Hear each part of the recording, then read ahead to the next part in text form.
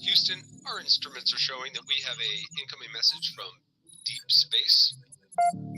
Repeat, Houston, we have an incoming message from deep space. Houston, we will begin playing message now.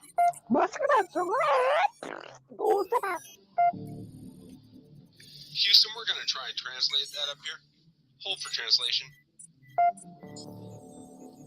Translation complete. We'll begin playing message now. Hey, it's me, Melissa. What do you do when the aliens invade? Take a shot of MK Ultra and watch Melissa Jade. Put on your tinfoil hat and tune right in. We got that crime spree, flat earth theories, government conspiracies, a complex Mandela effects, unidentified objects, a mind expanding, fake moon landing, what it all been understanding. It's me, Melissa. It's me, Melissa. Aliens is on the sun or in Area 51. Time travels, unravels, haunted castles, cops are baffled, potential experimental thoughts that make you transcendental. It's me, Melissa. It's me, Melissa. Crime sprees, flat earth theories, government conspiracies, complex Mandela effects, unidentified objects, a mind expanding, fake moon landing, what it all been understanding. It's me, Melissa. It's me, Melissa.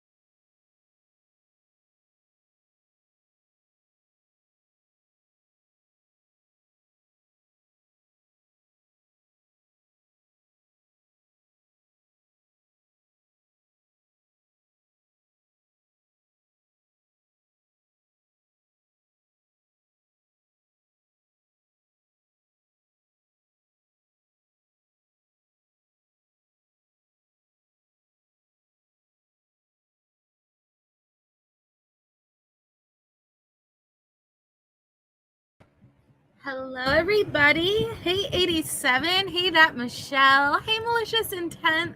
Lucia, MK. Michelle, am I the sane one? Michelle says, thank God someone sane is live. Am I the sane one? That is definitely a compliment. Hi, Lucia. Let me see. Kate, your true crime crew, OCD Shaggy, Musicity Mom, Angel D, K-Braze, Richie, my fellow Melissa. It's Mimi, Olivia too. Chris made me giggle, honestly, when I saw this. Chris says, creepy, soft, and cheery font for his name. Touche, Chris. You know what? I'll give you that. It is a pretty soft and cheery font for Kohberger's name. Hey, Shaq. Making dinner. I'll be here. Hello, Shay Benet. I am the same one. My Snot Rocket. Hello, Snot Rocket. Hey, cool gamer. How are you guys? I hope you're all having a wonderful Thursday. Okay. So, Shay Benet brought to my attention that they had been, hello, Metamom, they had been applying for the warrants in search for the KaBar. And they kind of got buried under in the court documents because they are dated September 8th. And so they were kind of being sneaky. But they are applying, they're submitting warrants to a few different sites, and it's really interesting. Hi, Daycare Mama. OCD Shaggy. Yes, very sneaky, Shay. So I wanted to go over this with you guys. And did I cut out? Let me know if I cut out, because it just said my Wi-Fi had been restored, implying that I was gone for a minute. So let me know I'm here.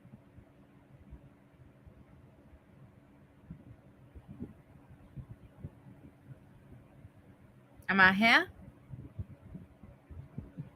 87. Am I good? I'm good? Okay. All right, hold on. Let me pull this up.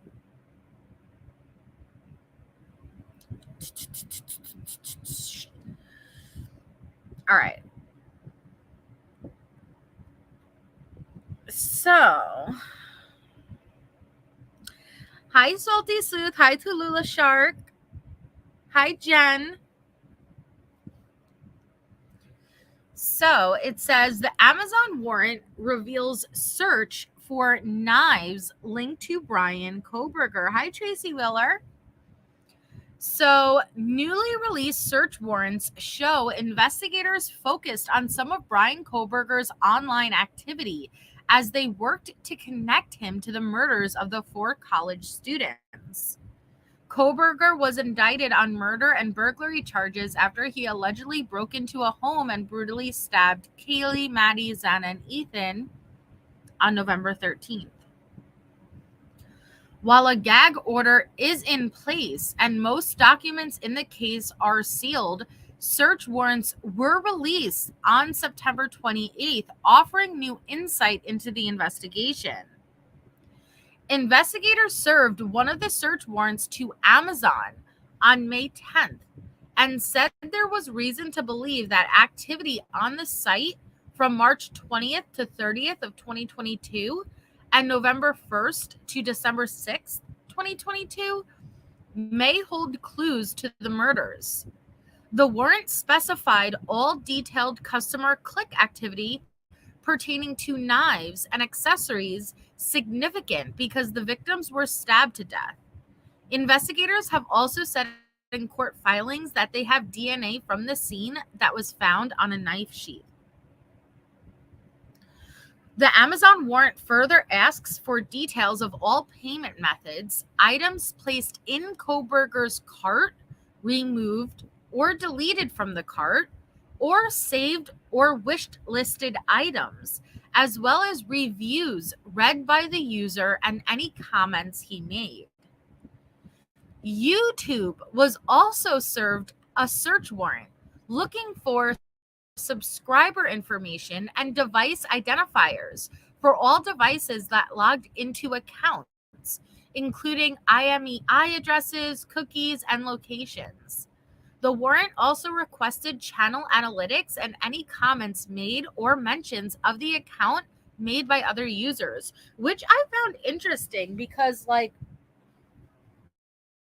if you guys remember back earlier on in this case, we had watched a video, like a tutorial about a KaBar knife to really understand what kind of knife it was, what it was like, just the details of it. And so that type of information would be pertinent to this if Brian himself had ever watched a video similar to that. The warrant served to Apple on August 1st similarly asked for the records of all devices associated with the user ID, including electronic serial numbers and SIM information, as well as contents of all emails, instant messages, and files stored in the iCloud. Records were also obtained for locations where the account or devices associated with the accessed account, including all the data stored in connection with AirTags, location services, Find My, and Apple Maps. A warrant served to Spotify asked for logs of user actions, including search queries, playlists, interactions with other users, and streaming history, as well as user device sensor data to include motion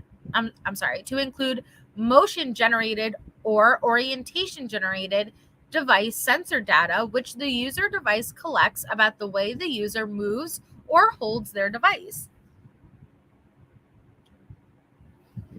Each warrant asks for any financial information linked to the accounts, and a search warrant served to Venmo on July 25th asks for all bank accounts, credit or debit cards, and transactions linked to that account, as well as the names of the transactions recipients. Search warrants released in June indicated investigators had been digging into Brian Kohberger's digital activity, with warrants served to Google, TikTok, and AT&T, among others. Kohberger has pleaded not guilty to the murders and is expected in court on October 26, where his attorneys will argue for his indictment to be dismissed. So,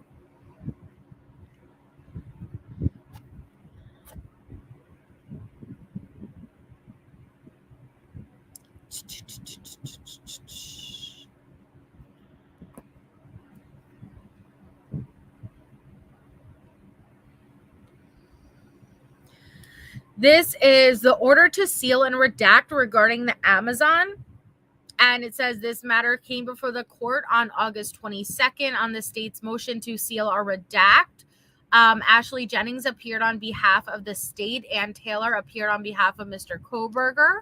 The court reviewed the records, considered the arguments presented, weighed the interest in the privacy and public disclosure, and announced its findings of fact on the record. Therefore, pursuant to ICR 32I2A and E, the court finds it's necessary to seal in part and redact the record related to the search warrant for the following reasons. The documents contain highly intimate facts or statements, the publication of which would be highly objectionable to a reasonable person. And 2, it is necessary to preserve the right to a fair trial. After due consideration with good cause appearing, it is hereby ordered that the record herein shall be disclosed except for the following. 1, the affidavit in support of search warrant is sealed. 2, the search warrant and receipt and inventory be redacted. 3, this order will remain in effect until further order of the court, dated September 8th. So this is the search warrant for Amazon.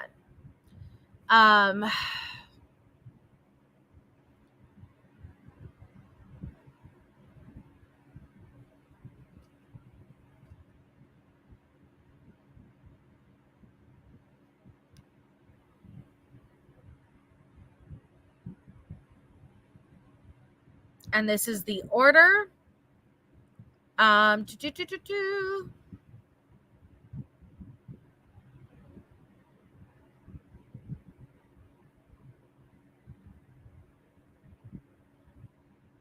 This is the return of the search warrant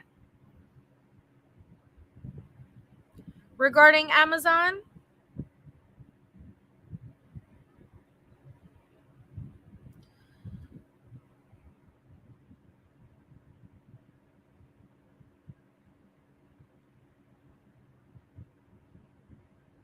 And this is the receipt and inventory of the warrant.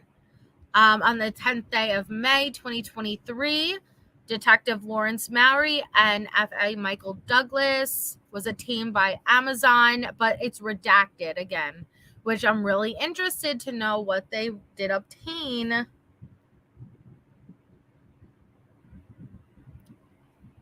So Lawrence has given me proof upon oath this day showing probable cause, establishing grounds for issuing a search warrant, and probable cause to believe there is information regarding the crimes of homicide and burglary occurring at 1122 King Road on the Amazon accounts for March 20th through March 30th and November 1st through December 6th through the customer name, email, and shipping phone number, to include all detailed customer click activity pertaining to knives and accessories, all details of payment methods used for orders made on this account, all details of items in cart, to include all items added to cart, all items removed or deleted from cart, and all items saved in cart, wish listed, or shopping baskets.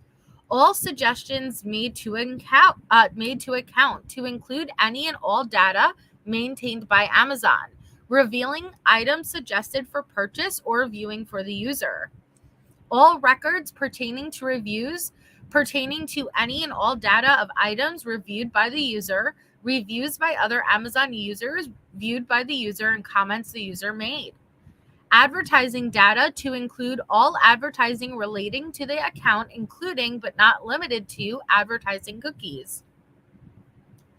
Any information identifying the device or devices used to access the account, including a device serial number, a guide or global unique identifier, Android ID, a phone number, serial number, MAC addresses, XYZ. You guys know all that. All accounts linked to the target account, including where linked by machine cookie or other cookie, creation or login IP address, recovery email, or otherwise, which is stored at premises owned, maintained, controlled, or operated by Amazon, a free online messaging application with the information. You are therefore commanded to serve the above described premises for the property described above to seize it if found and bring it promptly before the court above named. This warrant shall be executed within 14 days of issuance and is authorized for daytime service only.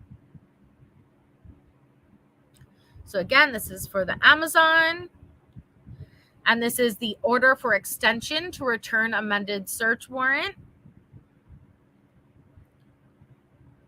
This is the motion for a second extension to return amended search warrant.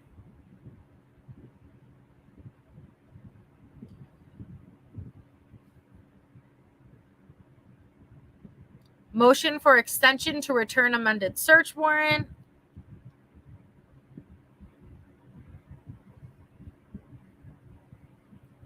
Again, extension to return amended search warrant.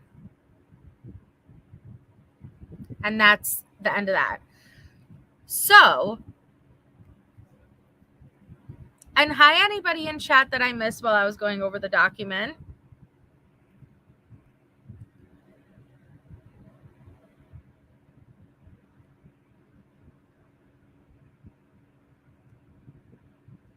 This one says, prosecutors ask Amazon for more information about Idaho murder suspect Brian Kohberger's browsing.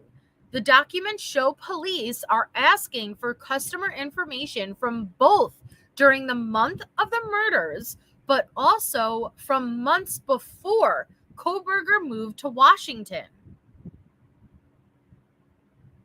Newly released documents in the case against Moscow murder suspect Brian Kohberger are shedding light on different aspects of the prosecution's case. According to the documents, new search warrants were obtained over the summer that asked for broader information about Kohberger from Amazon, Apple, and PayPal. Whoops. Prosecutors filed similar search warrants last year, where they asked Amazon for information related to knife purchases. That's what we just went over. Investigators believe a specific type of knife was used to commit the murders. A knife sheath with Kohberger's DNA was found at the crime scene, but the murder weapon itself has still not been found. In the newer search warrants, police expand the scope of the search to include all detailed customer click activity pertaining to knives and accessories, all details of payment methods used for orders made on the account, all details of items in cart to include all items added to cart, all items removed or deleted from cart, and all items saved in cart, wish listed, or shopping baskets. All suggestions made to account to include any and all data maintained by Amazon revealing items suggested for purchase or viewing from the user. The warrants also ask for information related to reviews, advertising, and other linked accounts. The documents show police are asking for the customer information from both during the month of the murders, but also from months before Kohberger even moved to the state of Washington. The trial was originally set to begin next week, but that date has been pushed back indefinitely. Since his arrest, Kohberger has been indicted by a grand jury for the charges against him and has stood silent at his arraignment, prompting the judge to enter 5 not guilty pleas on his behalf. The state also filed a motion to seek the death penalty. Okay, so here, let me play this real quick. Happy Take and Bake Tuesday! Every Tuesday at Papa Murphy's, you can get any large pizza for just $12.99, which makes Tuesday the best day to bring home all your favorites. We might have too many favorites. Order now at papamurphys.com. Brand new for you this morning, newly released court documents are revealing that police in the Moscow murders case are asking for more information from several big tech companies. The new search warrants were obtained over the summer and are asking for the suspect in this case, Brian Kohberger's customer information on Amazon, Apple, and PayPal. Prosecutors previously asked Amazon for information related to knife-related searches in December of last year. We at Crim first told you about this warrant back in March. In the new warrants, prosecutors asked Amazon for a wider search history that includes items that he might have looked at but did not purchase. Documents show police are asking for that customer information both during the month of the murders, but also in the months before Kohberger even moved to Washington State. Kohberger was originally scheduled to go to trial next Tuesday, but that has been pushed back indefinitely. You can find more on this story on our website right now at crim.com. I wonder what makes them choose those specific dates, like what makes them apply for a warrant for those particular dates. Like what is making them lean towards there being something there versus any other time, you know what I mean?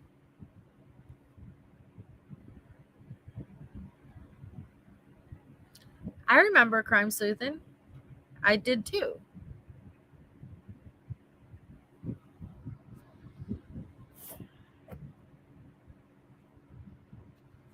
So Idaho authorities probe Amazon click activity for knives possibly connected to college killings.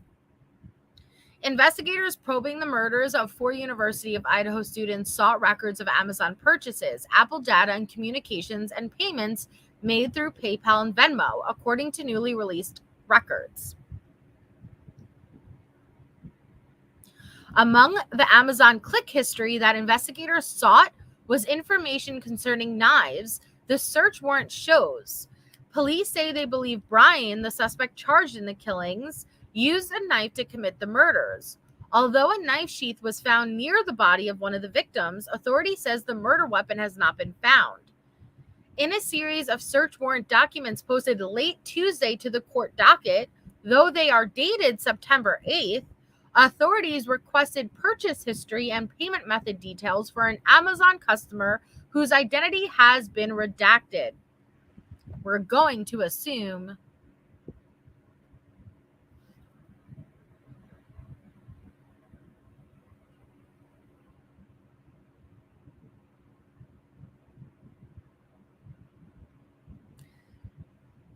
but we know these aren't new.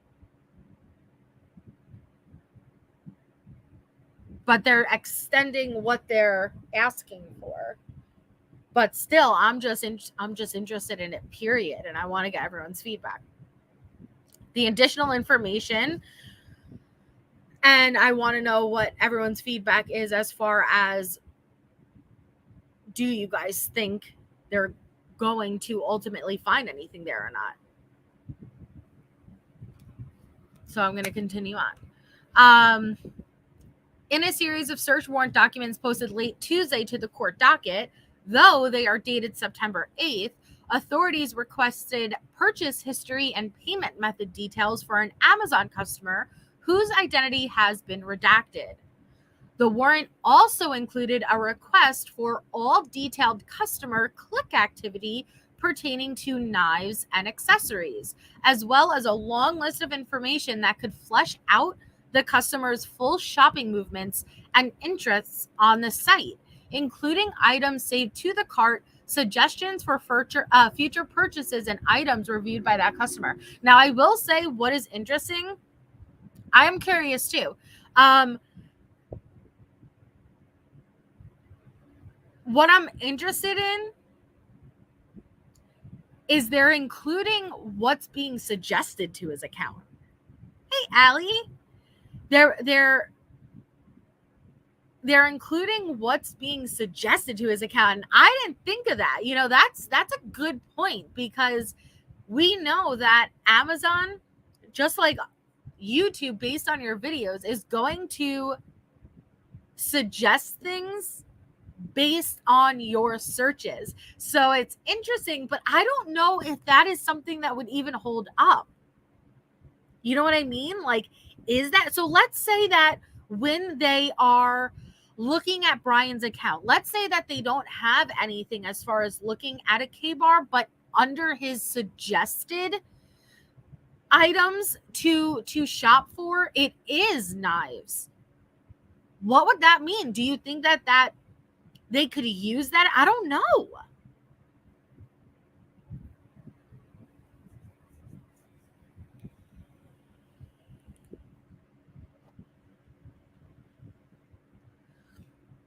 So it says that Moscow Police Department did not immediately respond to ABC News's request for comment.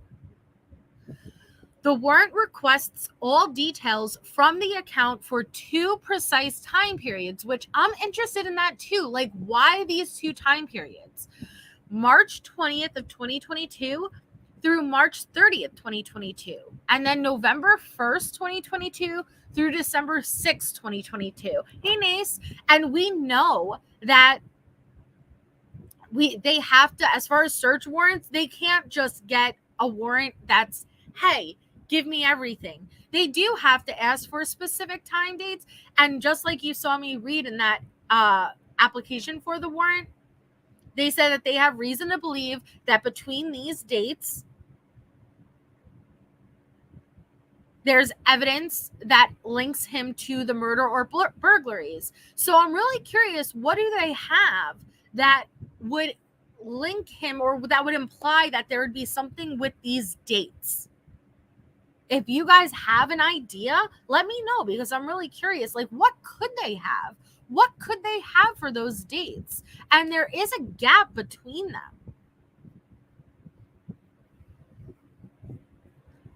Exactly, K-Braze, exactly.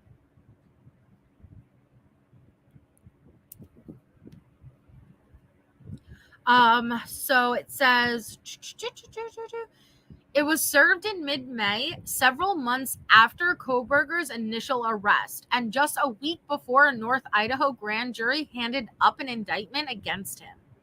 The requested data was received by law enforcement by the beginning of July, inventoried and placed into evidence at the Moscow Police Department, according to an affidavit included in court documents. Also included in the newly posted documents are search warrants for Apple and PayPal and Venmo for account identities that were also redacted. So that's interesting. That's interesting, right? MJ, can you show on the website where the doc filing is? Yes.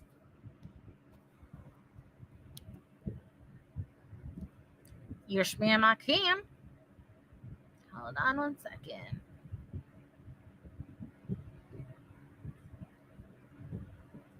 Okay, I have them right here.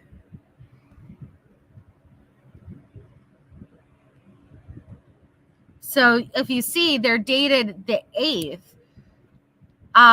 So we have an order to seal for Amazon, an order to seal for Apple, an order to seal for PayPal, Venmo, an order to seal for Spotify, and an order to seal for YouTube. So again, even though they're newly dropped, be given because they were dated the 8th, they're going to be in the past.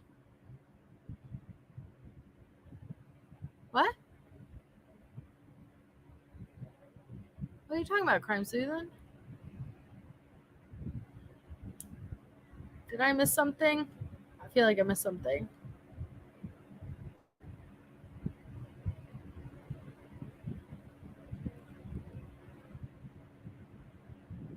Guys, if I'm reading from another screen, just know I'm not on this screen and I don't see chat. So, like, I feel like I'm missing something that's happening.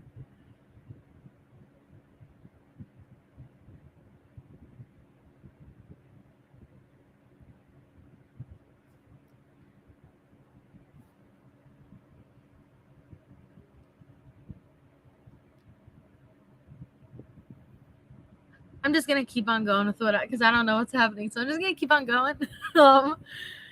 So it says in the Apple search, authorities requested extensive account information, including all devices, addresses, and numbers linked to the account, means and source of payment, all emails associated with the account, and attachments in order to locate any material referencing the planning or commission of the quadruple murders, according to the warrant.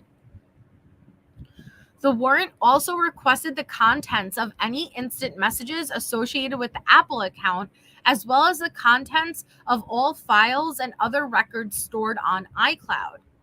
The warrant for the Apple search was served on August 1st, and the data was received by law enforcement on August 9th, according to a Moscow police detective's affidavit.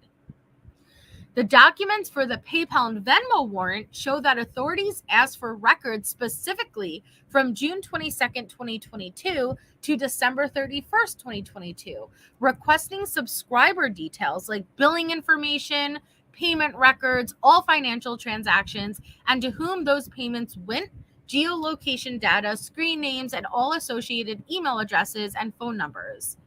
Law enforcement received the data on August 1st, a week after the warrant was served, according to an affidavit from a forensic detective with the Moscow Police Department. An inventory was prepared and the information was placed into evidence at the police department. PayPal and Venmo declined to comment when reached by ABC News. Representatives from Amazon and Apple did not immediately respond to a request for comment. So I'm going to pause and I'm going to switch back. So I'm really curious.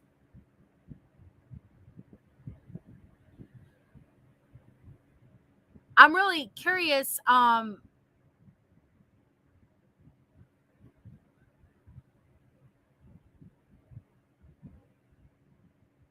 don't know what happened though. Like, seriously, I don't know what happened.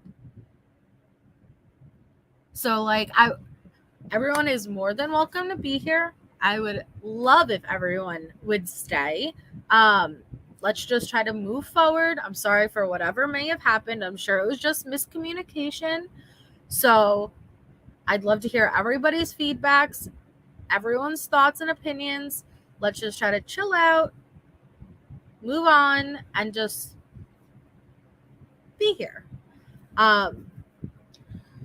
I really would love to hear your guys' feedback as far as what do you think they could possibly have that would point towards specific dates.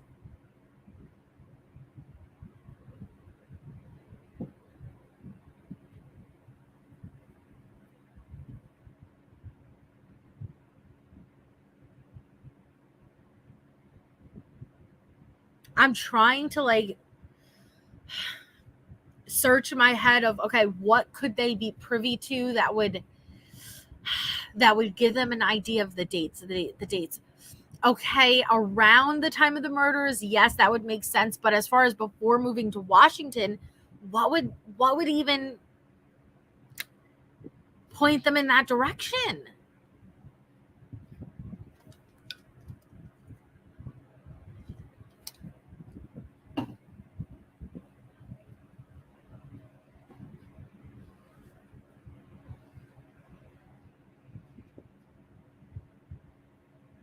Oh, Emily. Okay, let's go on. You let me know what you guys think, though, if you have anything. It has to be something about his movements around those dates. Yeah, well, if you go back to the warrants, it says that they have specific reason. They have evidence to believe that there is something on his, let's take Amazon, for instance. There is something on his Amazon account that would link him to the murders and burglary of the King Road residents, right? Or the victims of on the 13th on these specific dates, between these specific dates. How would they know that? Oh, thank you, Nisa, for gifting 5 memberships. Yay! Thank you so much, and congratulations to the recipients. Woohoo! Thank you. I really can't think of something.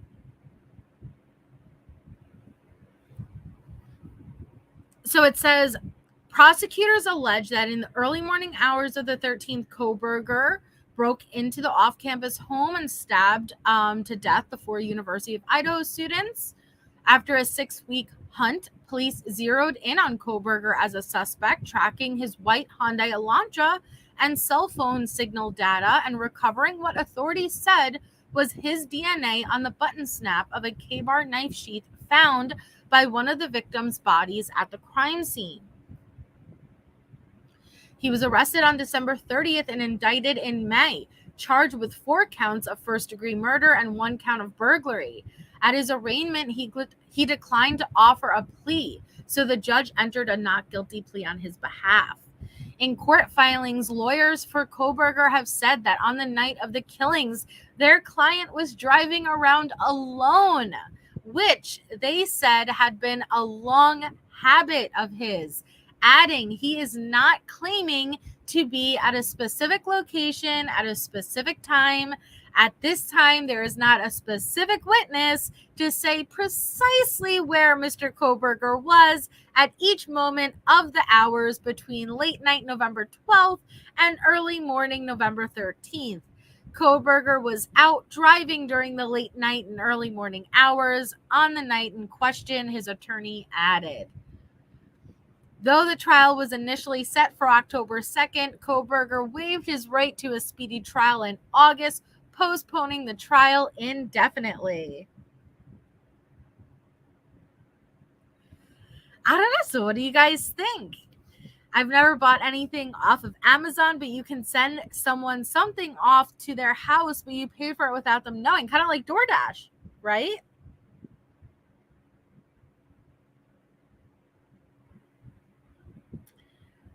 Maybe Brian only made 2 purchases ever, and that's why they will. Well, in order for them to know that, Patrick, they would have had to already have access to his Amazon information.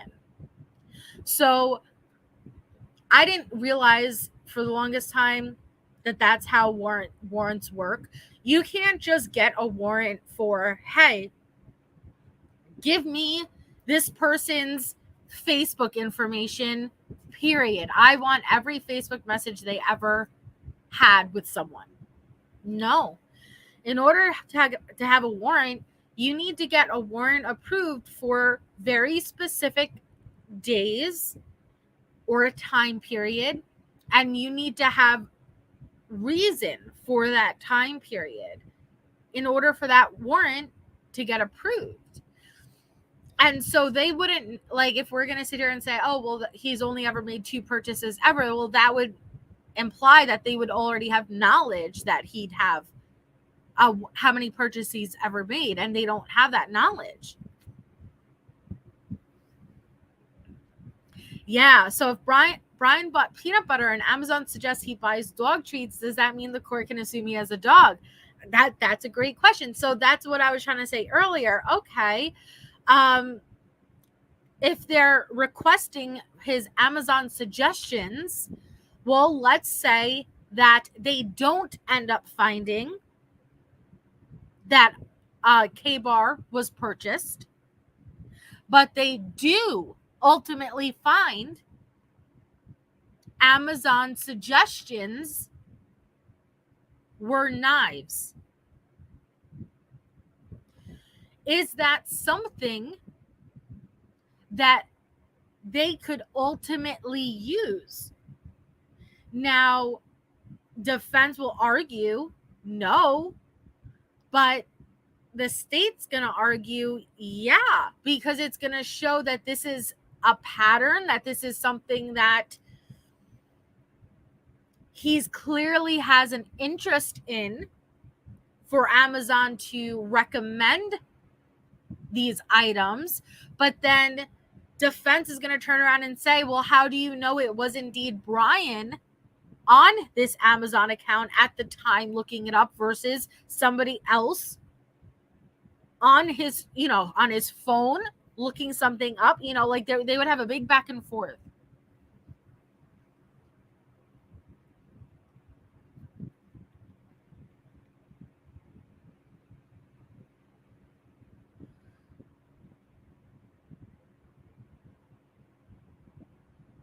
Well, and that's what's interesting too.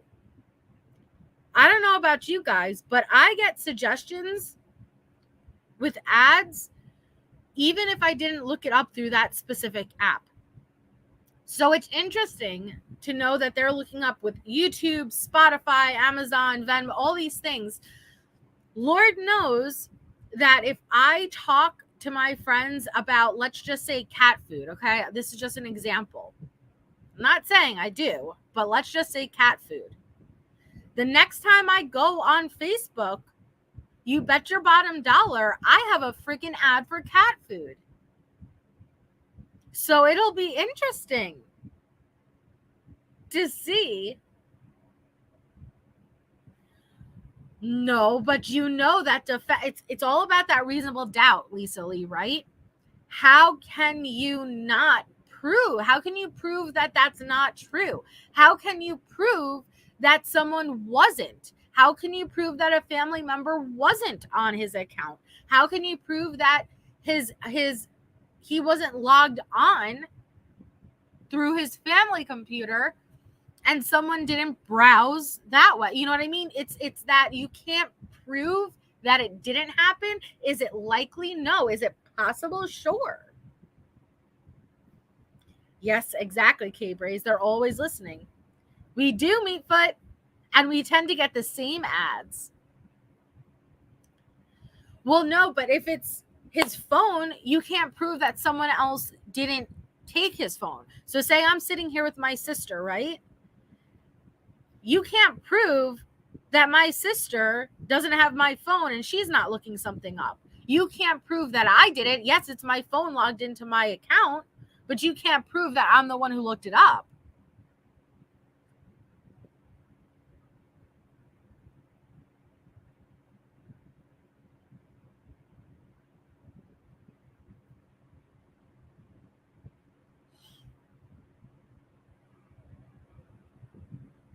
What do you mean, Vanessa? Villianess cupcake? Sorry if I'm pronouncing that wrong. These warrants are older, but they extended out. Does that make sense? They extended the what they're searching. That's interesting. That's interesting. What if it opens from face recognition? I guess you could hand your phone to someone and argue it wasn't you. That's true too. That's true also. Well, I unlocked the phone, obviously the same way that I would enter in the PIN code, but eventually handed it to whoever was using it. Yeah, they want additional information. These warrants already existed. It's just a broader information that they're looking for now, guys.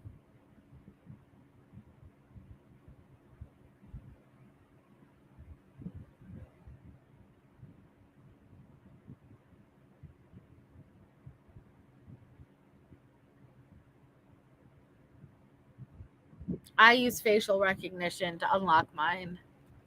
They're always tracking us, ATS. They're always tracking us. Do you guys, how many of you guys think they will find this knife?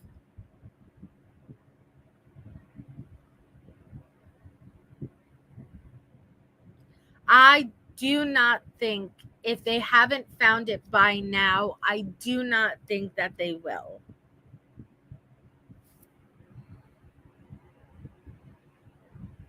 You are crazy, OCD. How do you not have a lock on your phone?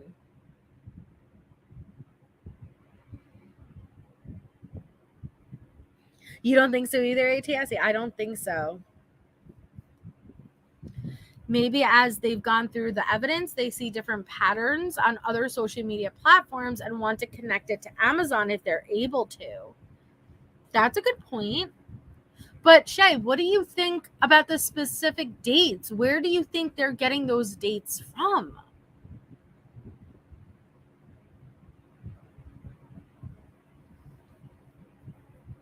Nope, they won't find. It is scary what they could do, Allie. They won't find the knife either because he didn't do it or he hid it really well.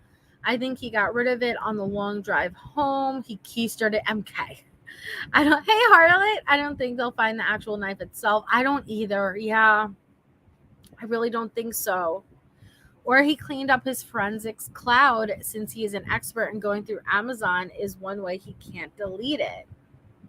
Do we really think he would be stupid enough to have purchased this KaBar knife that he would have been using relatively soon in the commission of this murder? Like, I think they will prove that he bought one and should have a knife in his possession, but now it's mysteriously missing. Interesting.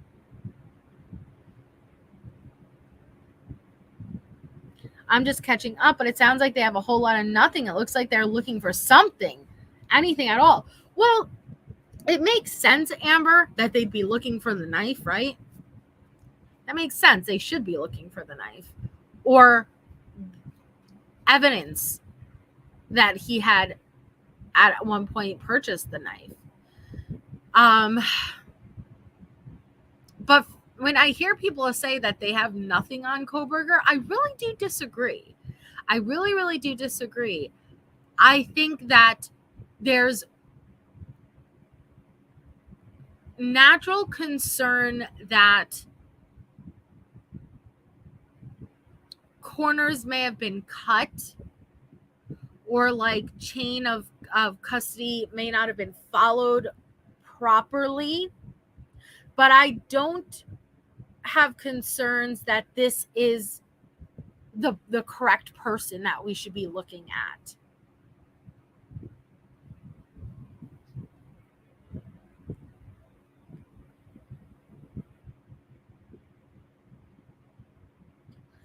Well, they did have warrants for the social media of the victims as well, Vix. Yes.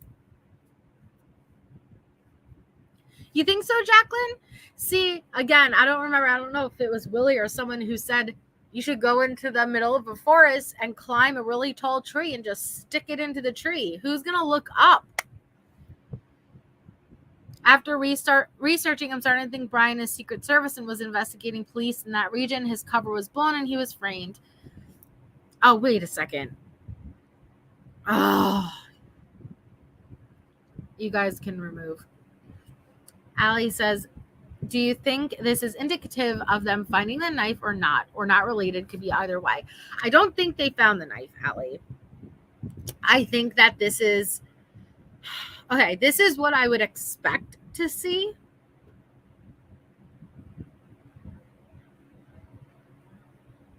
This isn't unusual. I don't think this is unnatural. But I would expect to see this even if they did find the knife. Okay, let's play devil's advocate here. Let's say they did find the knife in Brian's possession. Do you not anticipate that they would be looking up all this stuff at the same time?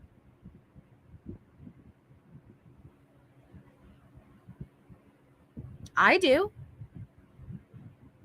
They still would want to have as much evidence to link it. If they could get the actual purchase in itself, it would be even better. And whatever else the warrants would reveal.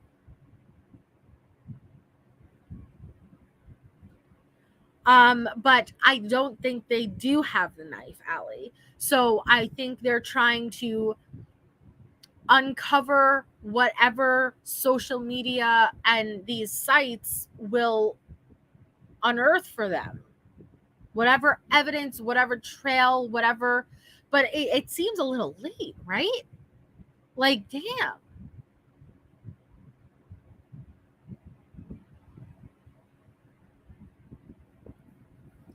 Well, that I don't disagree with that, Amber. The lack of blood, I think that we all are hung up on that. But I'm reserving my judgments for trial. I know that what Anne stated in her motion, and I'm not saying that Anne lied, but I'm saying that it's defense's job to put out a narrative also. It's defense's job to focus on exculpatory evidence and to push a narrative that excludes their client. And so they also play word salad, and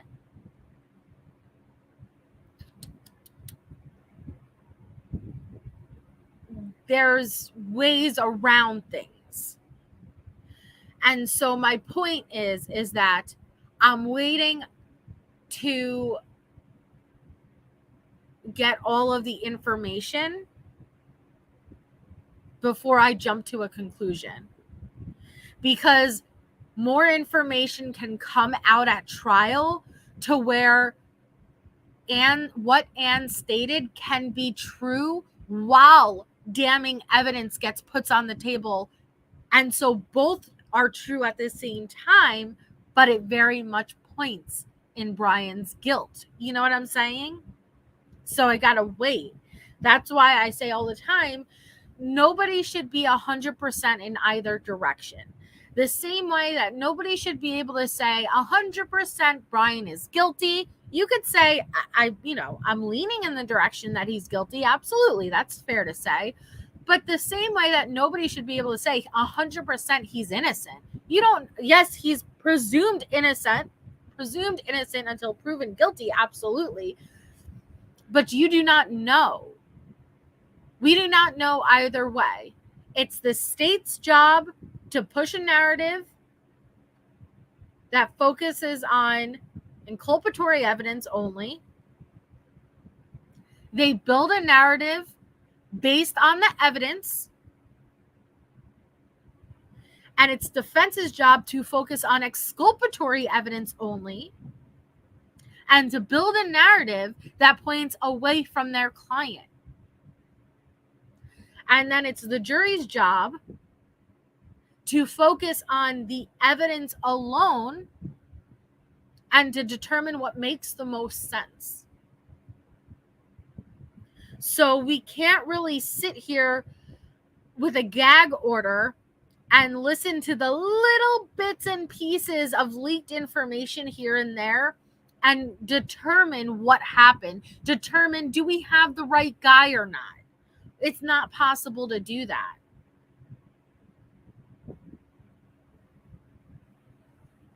I would love to know if any of the victims' nails had his DNA underneath them. We do know that their hands were bagged, like protocol states. I'll tell you this though. Unfortunately, I don't think they will.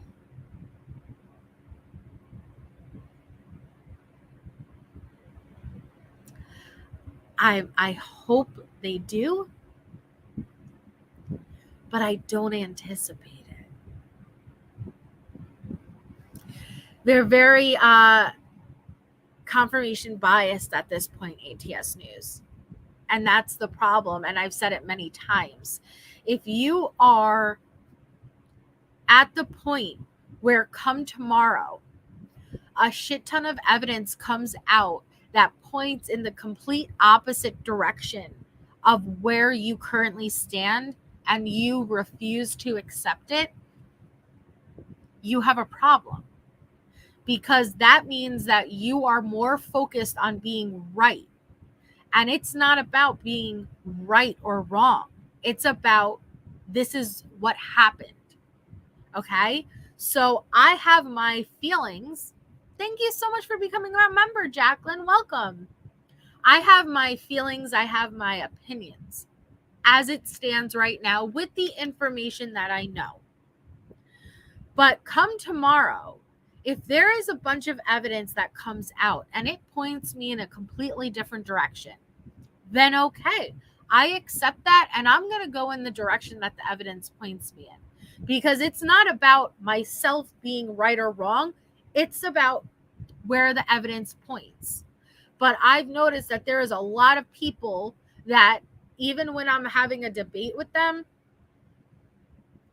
when it comes, you could debunk something that they're saying, and they aren't even going to accept that they just been debunked because they're so stubborn and adamant on being right versus it's not about being right.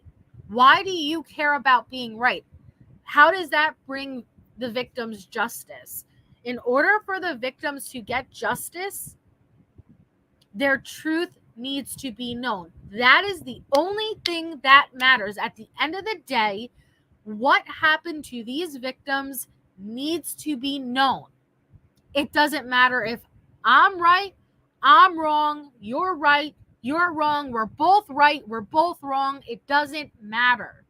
What matters is the horrific things that happen to these 4 beautiful young students comes to light, so the person or persons who did this is held accountable and they can get the justice that they deserve. But if you are so stuck on your theory, your opinion is the right one, and we haven't even gone to trial yet, how are you 100% certain what happened when we haven't even gone to trial and we aren't privy to all the information yet? Nobody should be 100% certain with what happened. Nobody. You can have an opinion. You could be leaning a certain way, but we all need to wait to have all of the information to make a determination. Simple as that.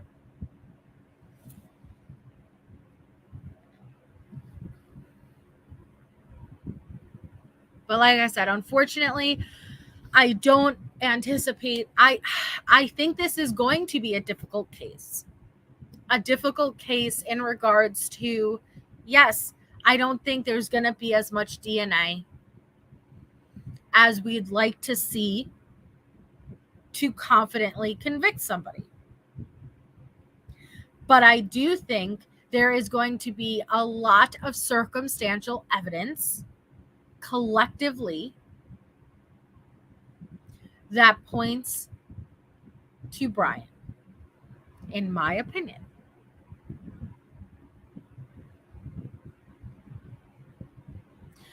You cannot just look at one thing alone and tear it down, meaning, oh, well, you have this grainy footage of him in the area, you're passing in the neighborhood. First of all, you don't know if it's grainy. You don't have access to the footage. Stop looking at the Linda Lane footage that was leaked and think that that's the footage. You do not know. We aren't privy to this information yet.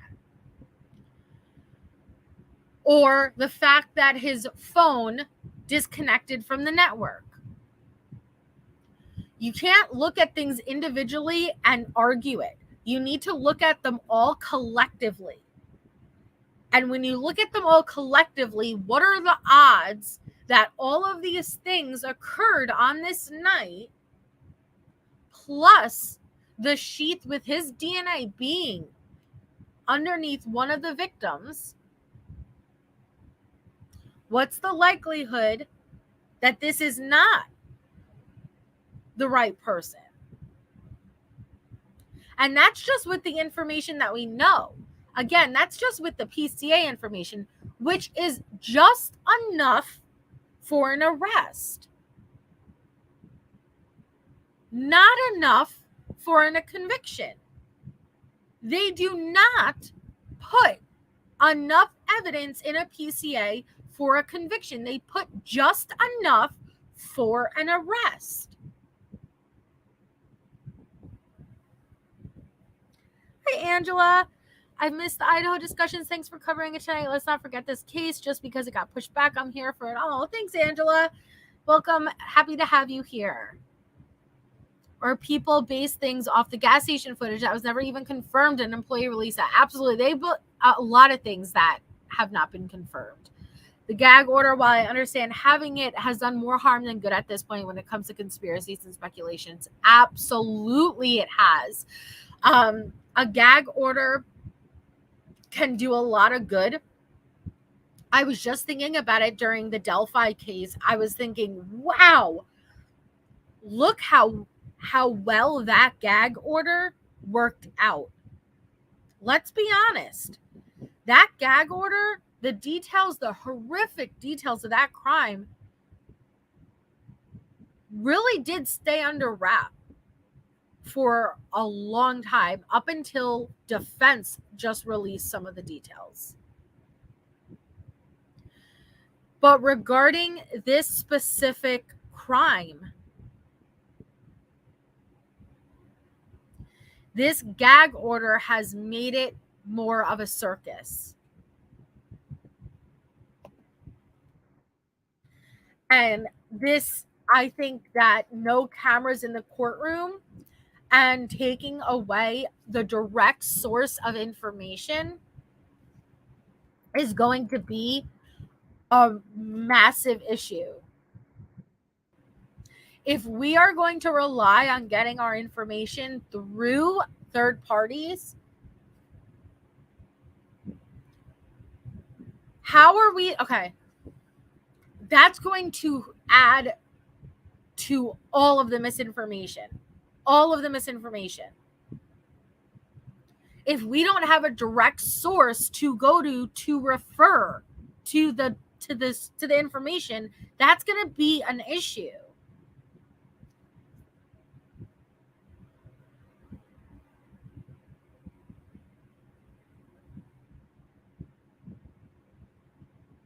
I think this is going to be one of the cases that people are never going to be satisfied with. We have not even gone to trial yet I foresee people are never going to be satisfied.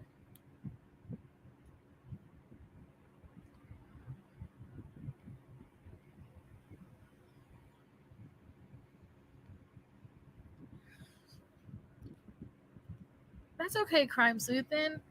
I understand. We all have our moments. That's okay. But stick around. Hang out. Hi, Baseball Mom. I think cameras in the courtroom should be mandatory. Well, this is the way I think. I think cameras in the courtroom should be fixed and equipped by the courts. I think that the courtroom should be installed with like one set camera. That way they have control over where it's positioned. And it's up to the court to give access to the media. That way it's not a shit ton of cameras in the courtroom. They're arguing over, well, they're zooming up on this person and they're doing that. No. It's a fixed camera in the courtroom, and the courtroom gives access to the media via links or whatever.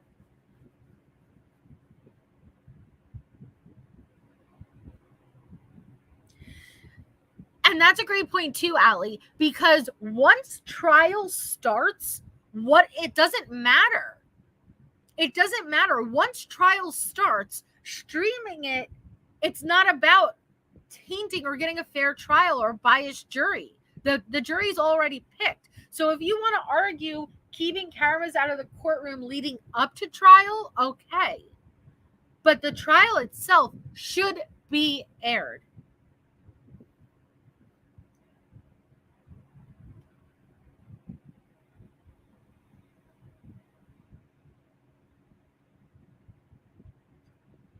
That's an excellent point.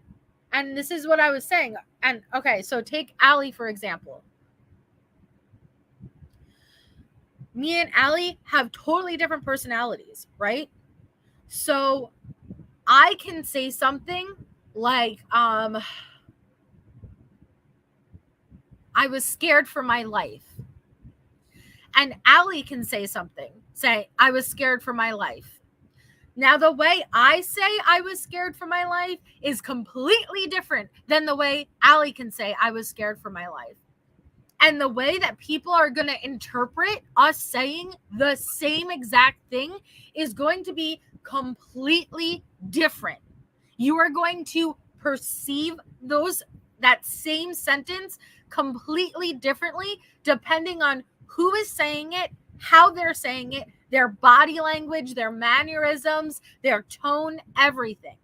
My point being, if you're just giving me like a transcript, that's not going to mean anything to me because I need to see how they're saying it, their body language when they're saying it, their face expressions, their tone. I need to see all of those things because just seeing a sentence on a piece of paper really does not give me the answer because I'm a visual learner, and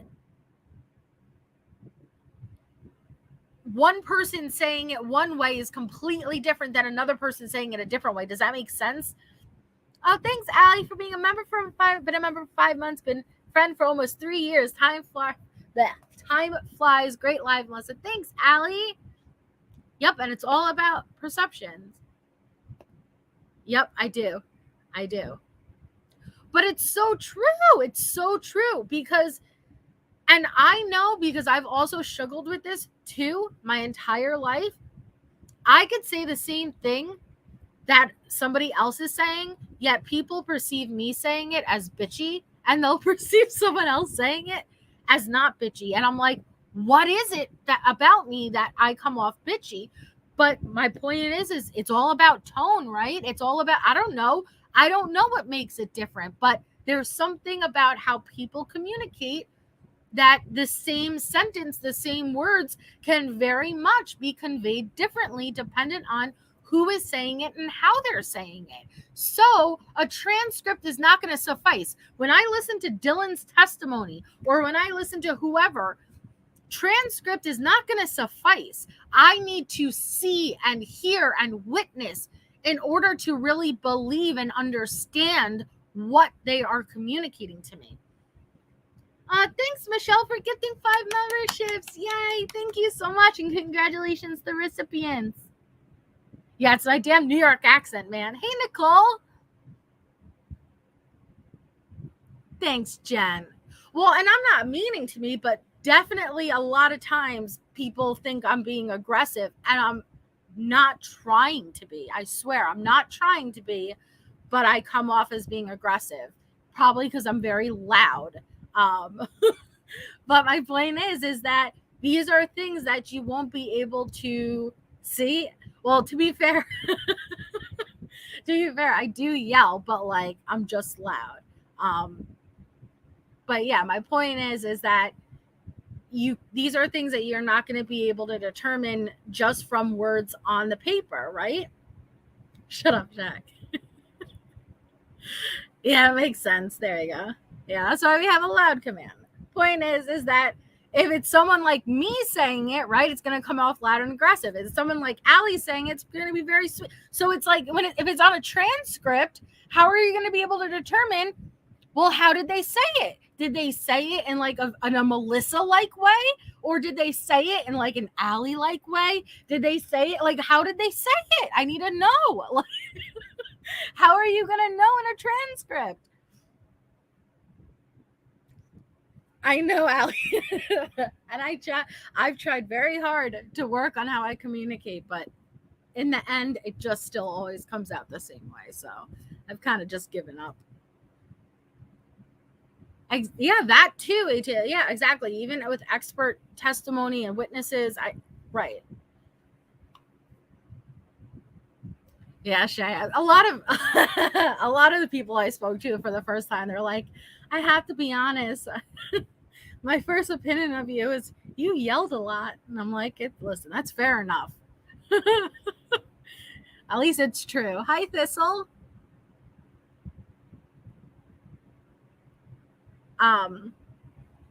But yeah, if people don't have the option, okay, think about it like this.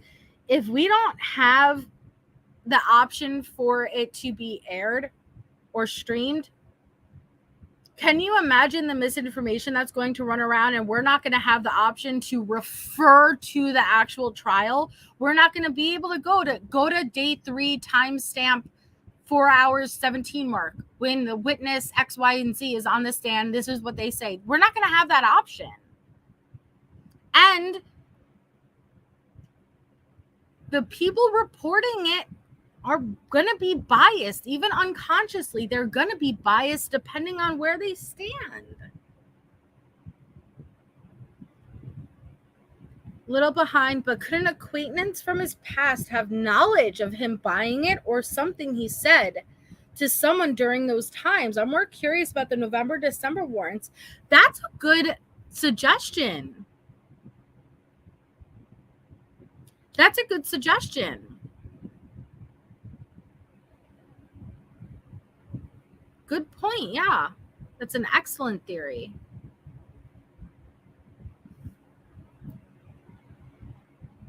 Yes, Lady V. Well, and okay, and I'm not trying to I'm just using Dylan as an example because she is definitely a witness that is highly anticipated. Hey, sexy wild thing, Carol freaking Claus. So when Dylan takes the stand, and this is just an example, okay? I'm not saying this is what's going to happen. I'm just giving an example.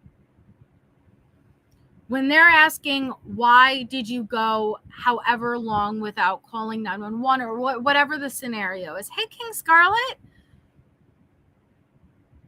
Let's say her response is that she was scared, that she didn't know what was going on. We may not accept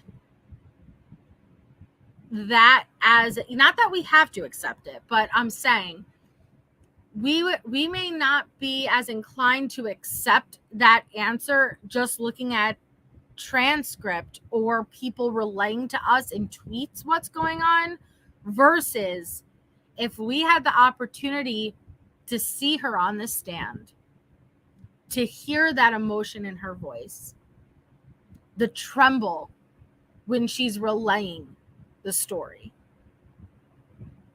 the emotion in her face, the body language.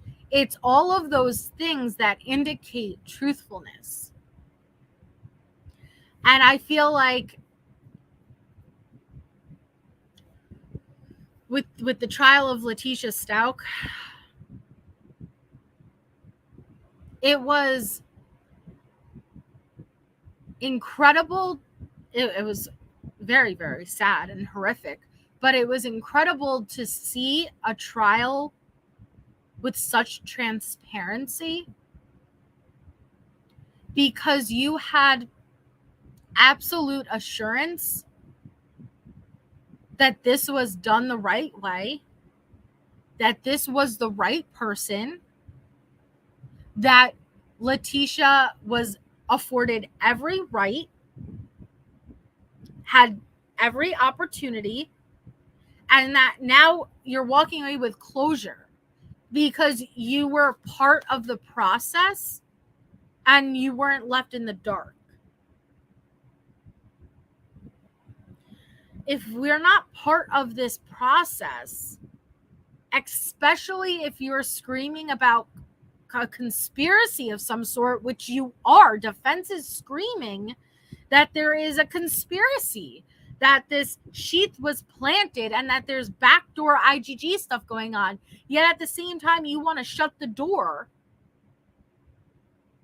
How is the public supposed to feel?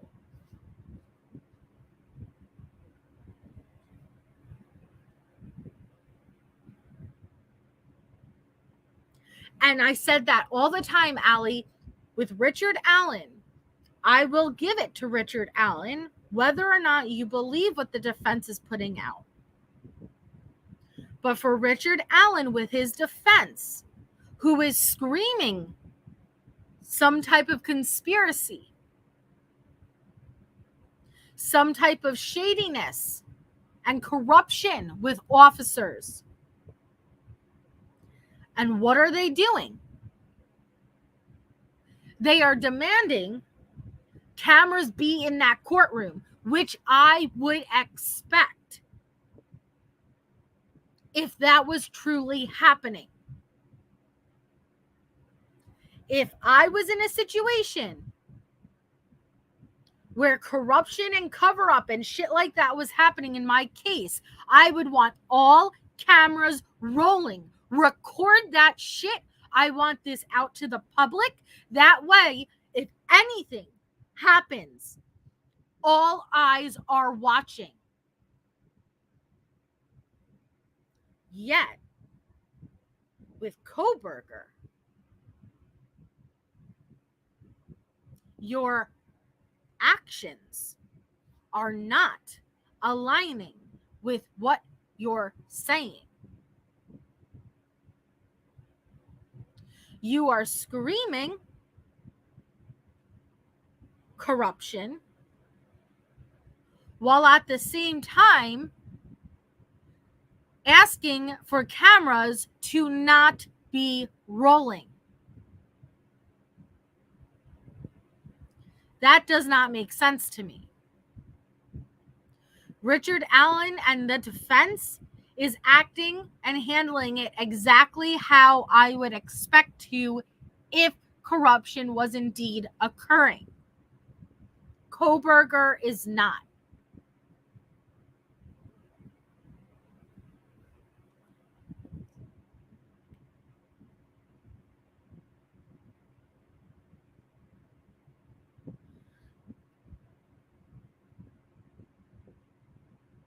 They are.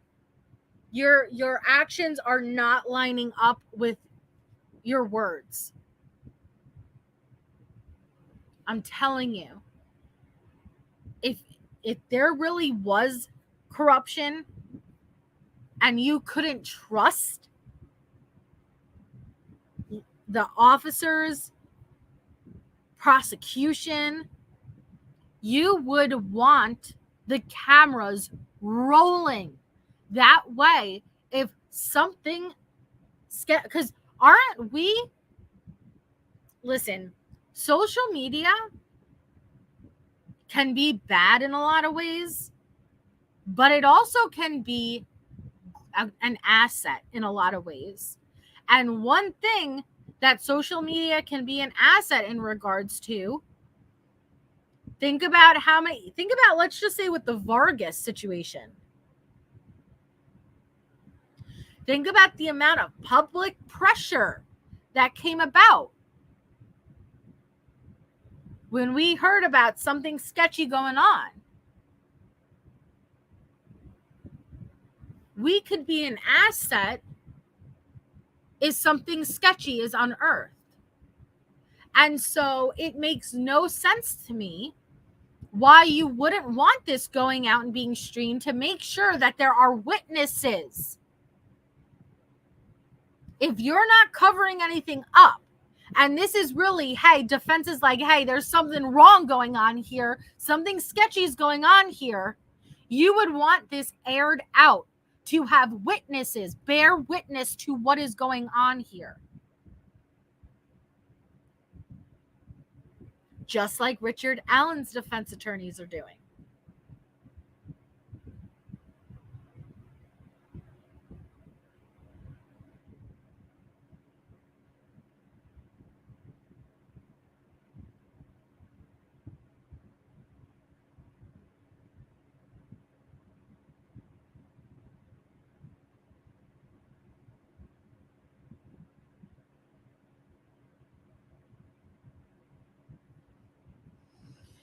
Well, I think honestly, one, the judge is put in a hard position because both the state and defense agrees that they don't want cameras. So at that point, what's the judge supposed to do? But I think the judge also does not want cameras because that's a lot of pressure.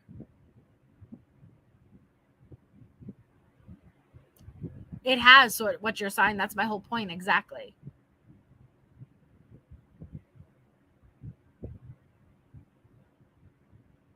Yup, Belmoon. Yup. I think that the judge, granted, I do not blame the judge for this. Even if the judge is doing nothing wrong. This is a very high profile case. And the idea of the world watching every damn move you make, it's a lot of pressure. So I think the judge didn't want cameras streaming anyway because it was too much anxiety for them. Thanks, Allie, for being here. And you guys, if you aren't already subscribed to Allie, which I know you all are, but definitely go over, subscribe to her. She has an amazing channel. Yeah.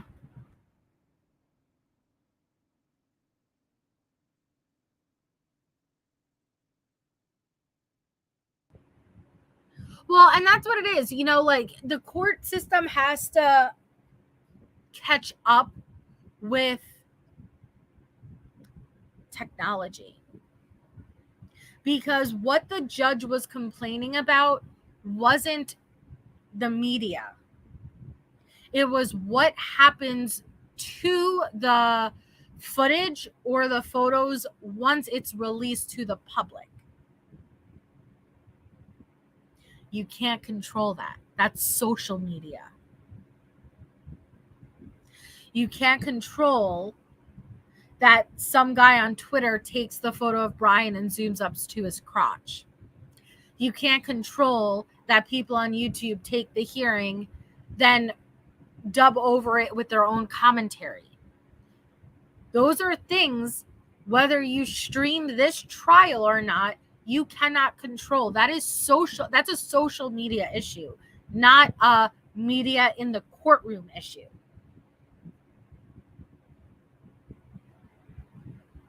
We don't know yet, Amber. We don't know.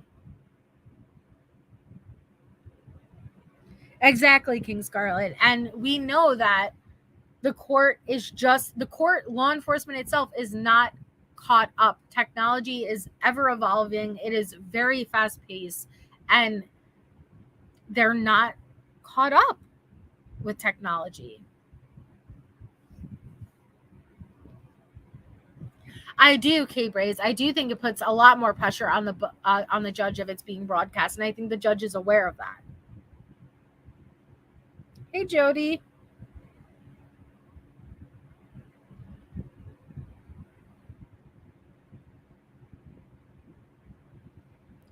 Well, that right there, ATS News says, I wonder if after getting tore apart for mispronouncing the names, is if the judge will be happy not to have cameras. That right there is exactly the types of things that I mean. It's not so much that the judge is doing anything sketchy, why they would not want it to be televised, versus every single thing the judge does is going to be under the microscope. So it doesn't mean he's doing anything wrong, versus everything is going to be criticized. Yes, mispronouncing the victims' names wasn't the best, but it was an innocent mistake. But with such a high-profile case, I can imagine that that's a lot of pressure. The whole world is going to be watching, and given that it's such a controversial case, there's going to be a lot of people who are not going to be happy with calls that you make. So this judge is probably looking at, hey, do you want to go through this really highly controversial case with the world watching you in real time, or without the world watching you in real time? I think the judge is like, without.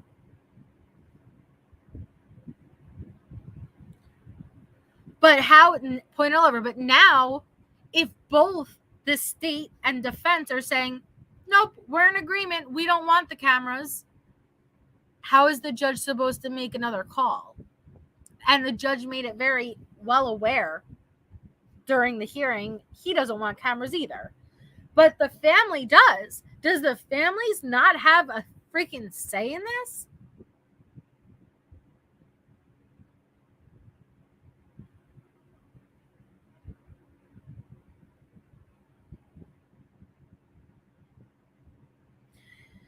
Well, he cited OJ, and he said that, cases have turned into a spectacle in the past, which I don't think you could compare OJ. I really don't. Me and Shay got into a little bit about this, but I really don't. I don't think you could compare OJ to this case. But again, we just live in a different day of age. We live at a different time.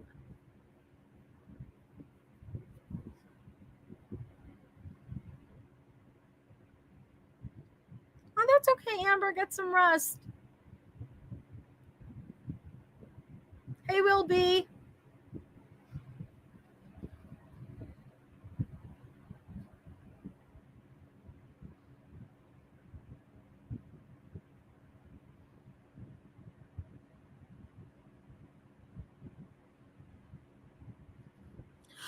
Right. Yes. ATSU says as soon as the family member wore some shirt with something written on it, boom, and push the no camera motion.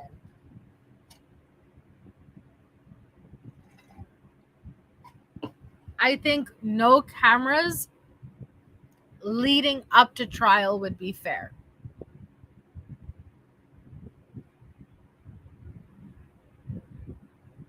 No cameras in the hearings leading up to trial, but trial itself.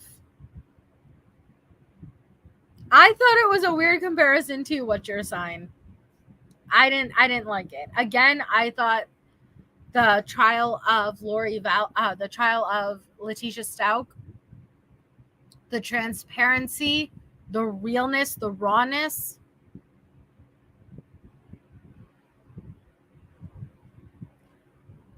I think to end, even though there's always going to be conspiracies and speculation with this case, but to at least end some of it where they need transparency.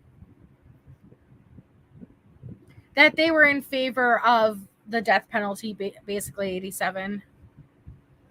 That's what I said, ATS, that OJ was already a celebrity. And it was during a time before social media was a thing. I think it's comparing apples and oranges. Like, you can't compare the two.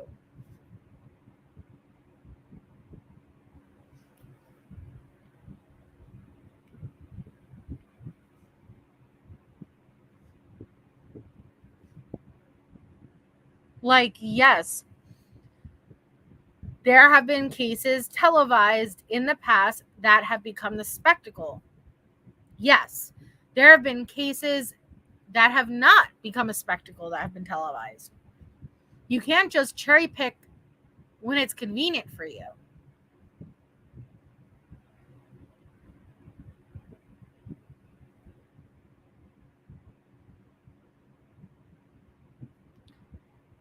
Yeah, OJ was driving around in a damn Bronco. Like, there was a lot about OJ. I don't know why they would why the judge would. I just don't think it was fair. I just don't think it was a fair comparison.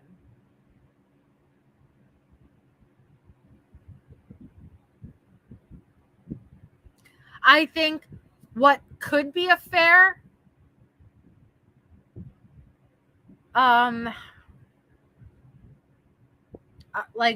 I think they should record it and stream it delayed, if anything.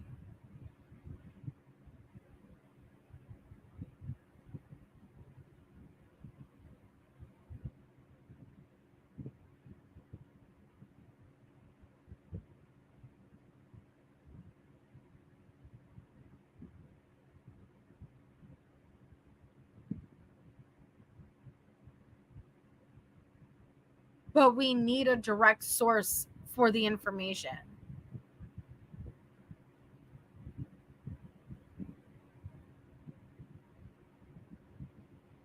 Isn't that so weird? And I thought the same thing, ATS. ATS says it's weird too because Mark Furman from OJ talked to one of the roommates early on in the case and lives in Idaho. Mark Furman his name has been tossed around a few times in this case. And I do think it's so weird because when the judge cited the OJ case, that's the first thing that kind of like stood out in my mind.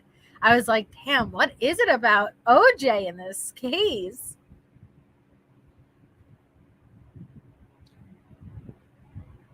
You think OJ was your first trial? I think OJ may have been my first actual trial too. I didn't watch it in real time though.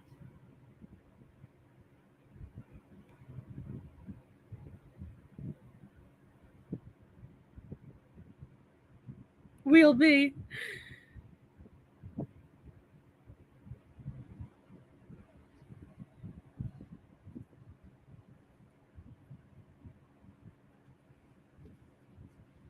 You remember where you were when the Bronco chase happened? Ah, yeah, and Tanya Harding. Oh, that was such a crazy one.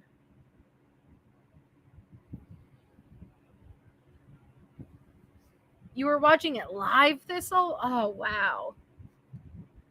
It must have been such a crazy trial to watch live.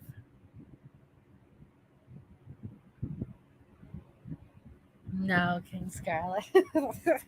Whatever.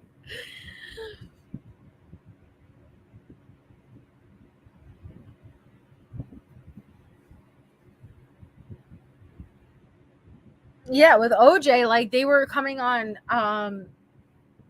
and coming over like the actual network's airtime.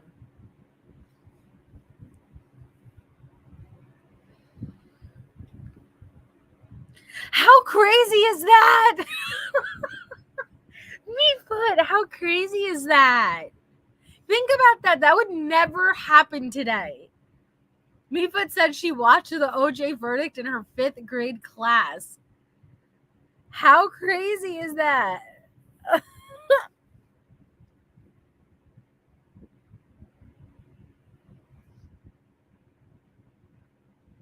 Yeah, Jodi Arias was a really, really interesting trial.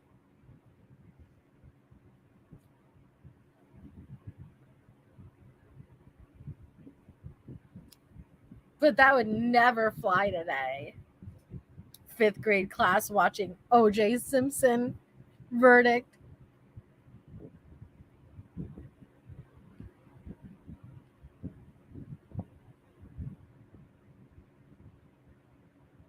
It was 1995. I was 4 years old.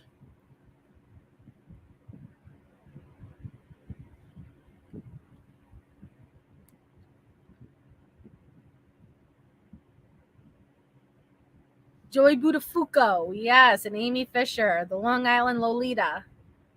It's right over by me. I could go over. I could show you guys the Long Island Lolita house, even though there's nothing special. But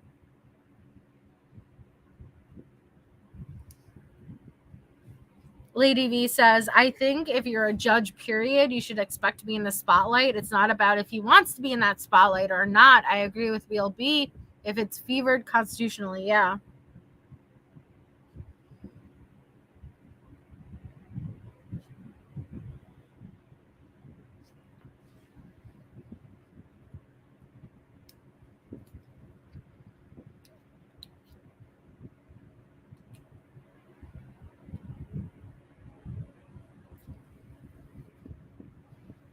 Ugh. 1995. Opening statements were made in January 1995.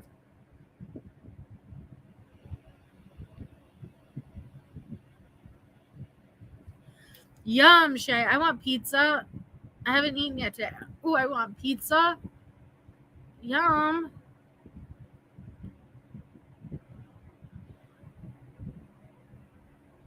Yeah, I'm sure. Like I've seen footage of the OJ verdict being streamed. I remember when we had Channel 1 News in school and Anderson Cooper was on there. I would, Shay. Ah, sounds so nice.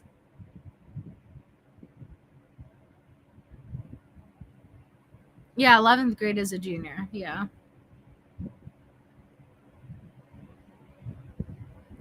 There was nothing. The OJ trial, there's like certain trials that'll go down in history, you know? And the OJ trial, just think about that. Like, and he wrote a fucking book. If I did it. If I did it. Like, that shit's crazy.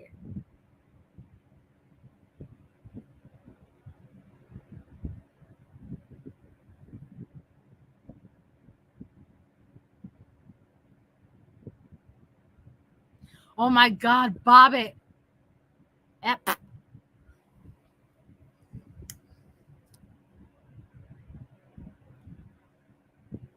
I know a lot of people think OJ actually is innocent and it was his son, right?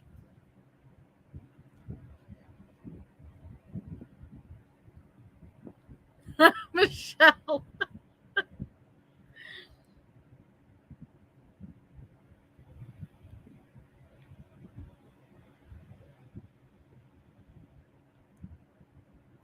What was your guys' favorite trials of all time to watch?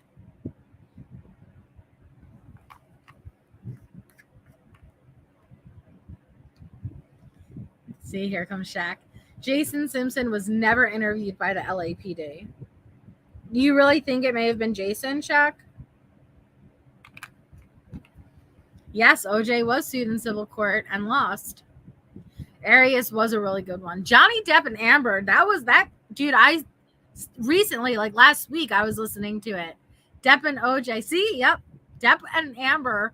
I still listen. And Netflix came out with a little mini series. For the OJ trial, though, and he and his son would not have the same DNA profile. It should be easy to know who that was. Casey Anthony trial, I remember listening to the verdict on break, and I was pissed, yeah. Osiris? You think it was both Simpsons? Ooh. Dude, the Depp trial, honestly, I think the Hernandez trial. You mean the Menendez brothers? There's new evidence on the Menendez brothers.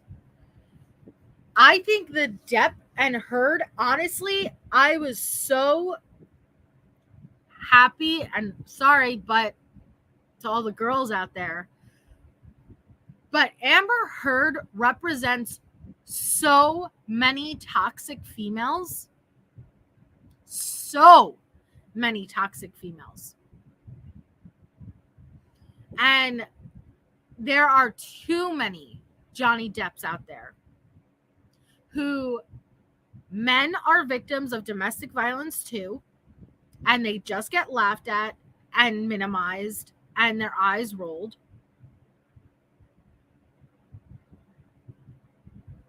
And I think it was so necessary for our society for that trial to happen. And it was a good damn day. Not just for Johnny Depp, but for all men. I'm ashamed that there are that many toxic females like that out there.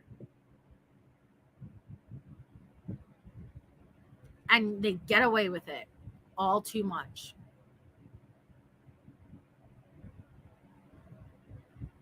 Yeah, I'm going to look into that, Shay. I used pledged and donated synonymously. Well, I don't. You know he's dating his lawyer, right? Not Camille, not the lawyer from the defamation. It's his lawyer that was from his different suit. But the lawyer that he's dating was there every day during their defamation trial. She was married at the time, actually, but in the middle of a divorce now. Did you guys know that? My dog stepped on a bee. Yes, the lawyer from the UK, Belmoon. Yes. Yes, the Courtney Clement. Yeah, I was just talking to Shay about that. I got to look into that more. Freaking Amber. Now, will Amber return as Merida in Aquaman?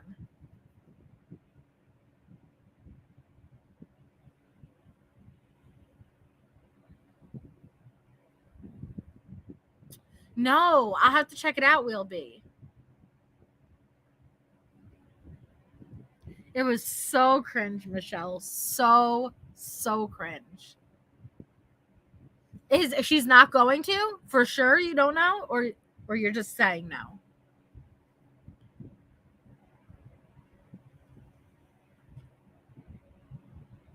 I want a piece of Depp. I'm ready, Shay. I'll never forget the Anita Hill case. I was little on a long family road trip and hearing from the backseat who left pubic hair on my Coke. Oh no. Fatty Arbuckle trial, 1921. No, it was the best OJ trial, best of the worst. Mucky Rooney was abused. Oh, the second embarrassment was too much. Yeah.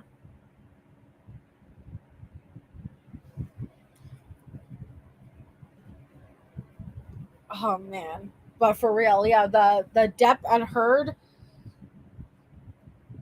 Also, it was really interesting to see how a defamation trial plays out. I wasn't familiar with a defamation trial. I hadn't watched a defamation trial like that. And I'll never forget the witness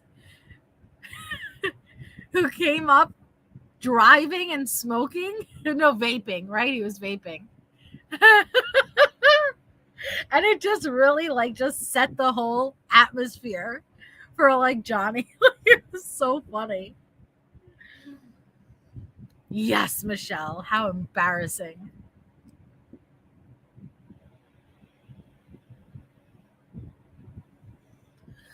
Good. Thank goodness.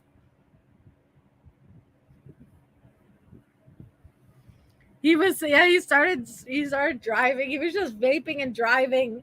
He didn't have time for that shit.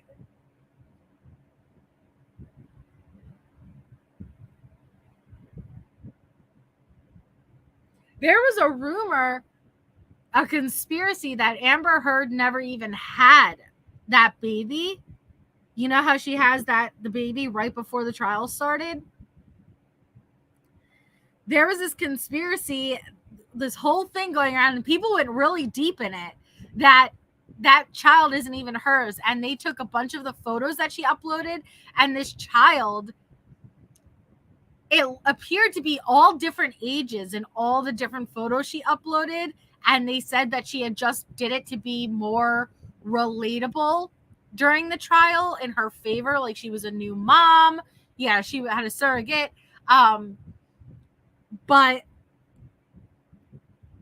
it was really a really interesting conspiracy. You haven't seen that? Oh, I'll send it to you, ATS. It had happened right out, and I'll give it to, because it's really weird. It'll show her Instagram photos that she's uploaded. Yet in the Instagram photos that she's uploaded, the child appears to be of very different ages. It is not going in a timeline format. The child is jumping around as if she's using a different child to take pictures with. Dude, and when they pulled out that video of James Franco getting in the elevator, and they're like, no, James Franco just lives there. No. You see her putting her little key in the elevator, doing the penthouse floor. I hate Amber. Oh,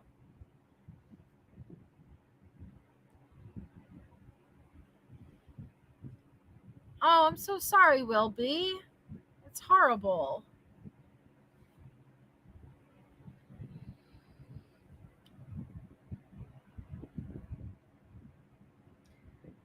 MK, again, it was necessary.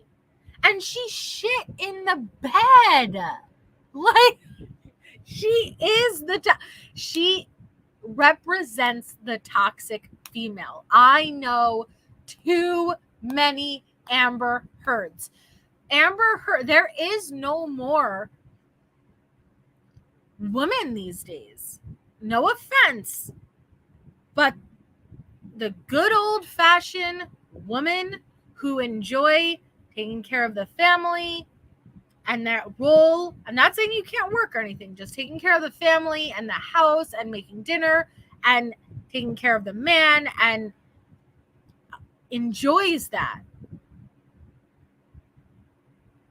Because this world is filled up with a bunch of Amber turds.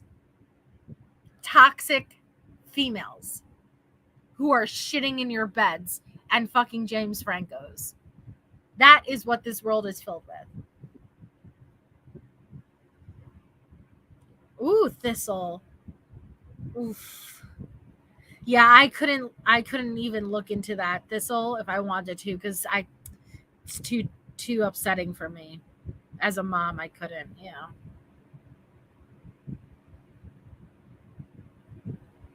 Sat in his Jaguar and peed in the seat. Oh no!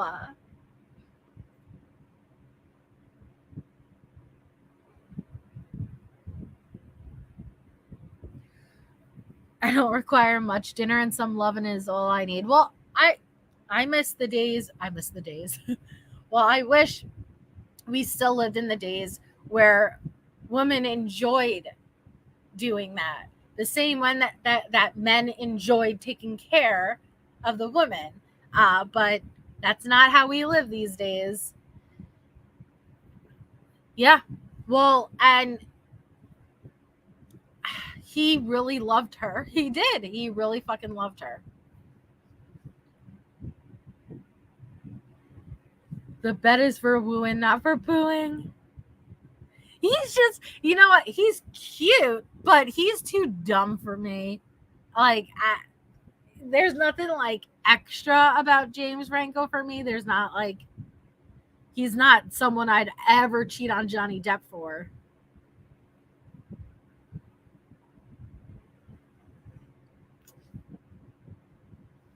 Me too, Meatfoot.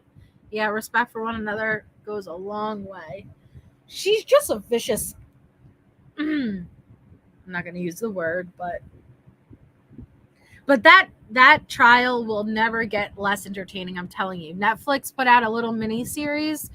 You could watch it, but I watch clips from it all the time because it's just so really just Camille Vasquez, her cross exam of Amber, because it's just really freaking good. To this day, you have not donated any of the money that you said you did. I have pledged all of it.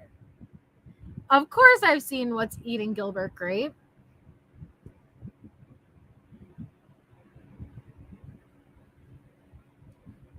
Well, he could be loopy. That doesn't make him an abuser.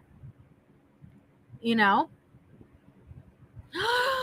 I love Keanu Reeves too, Claus, but we're not going to compare them.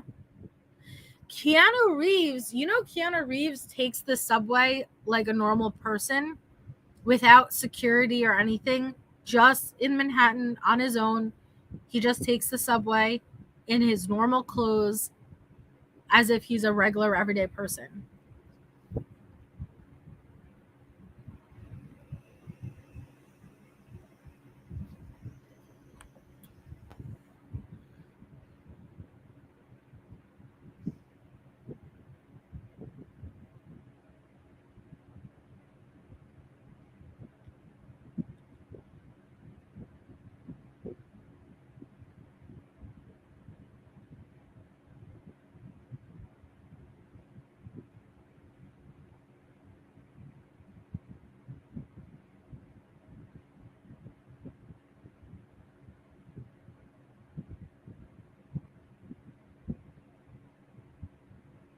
I hear he takes buses, but not under 55. I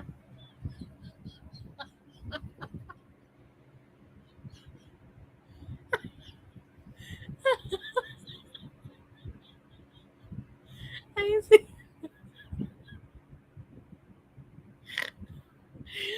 I see what you did there, Meatfoot.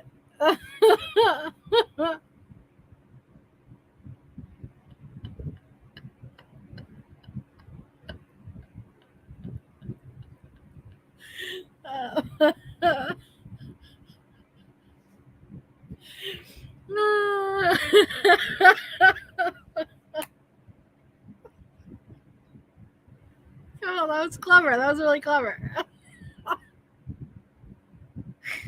That was funny.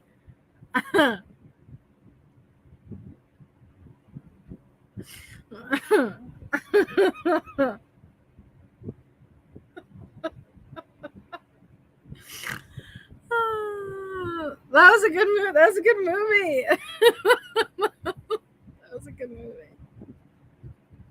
You watched the fuck out of that movie. It was good. It was good. I love The Matrix. I've never watched this. No, I tried to watch the second one. I never got through it though. I'm not into freaking sequels, man. Man, we got really far off the Kohberger stuff.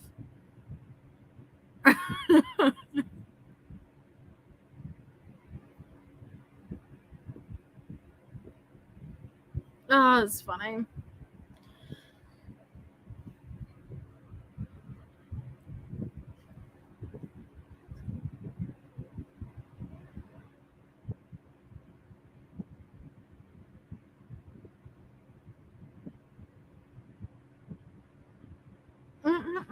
Matrix should have been left the part one. I agree.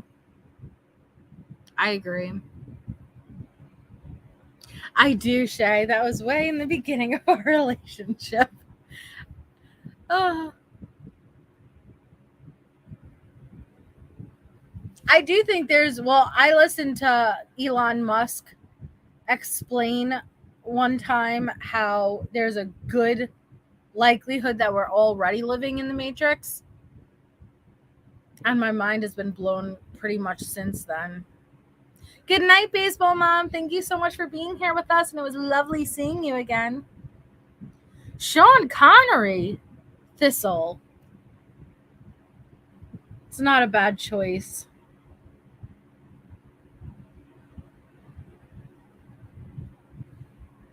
Not my choice. Not a bad choice, but not my choice.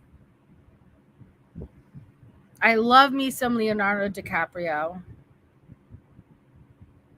I love me some Angelina Jolie. I'm not going to lie. There's just something about Angelina. I love Johnny Depp.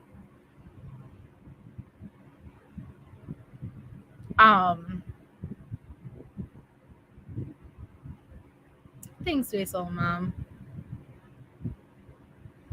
Isn't Angelina gorgeous? 87. There's just, I don't know.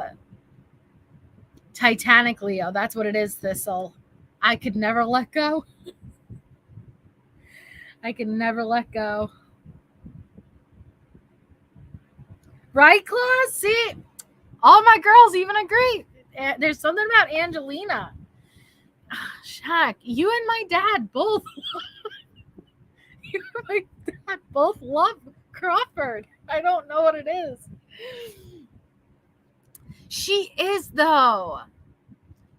But if we were in a simulation, why would they make it so miserable that people would revolt? If it's a simulation, why not at least make it tolerable? Because it's not about making it it's not about making it enjoyable for us.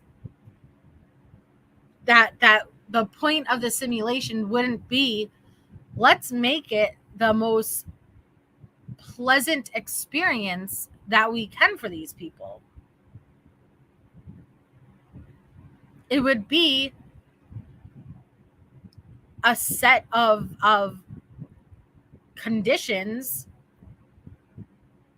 and running this simulation that have to live within these conditions, and whatever plays out. Raquel Welch.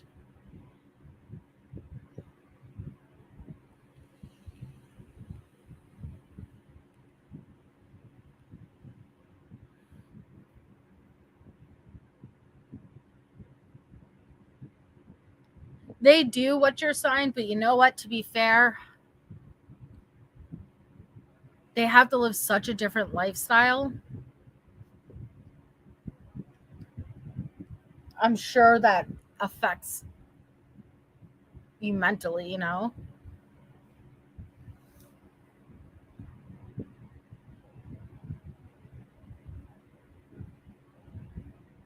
Carrie Underwood.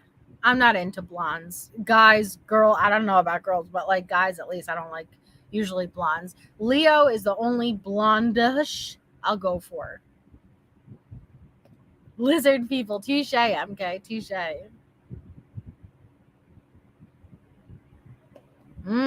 That's a whole nother conspiracy.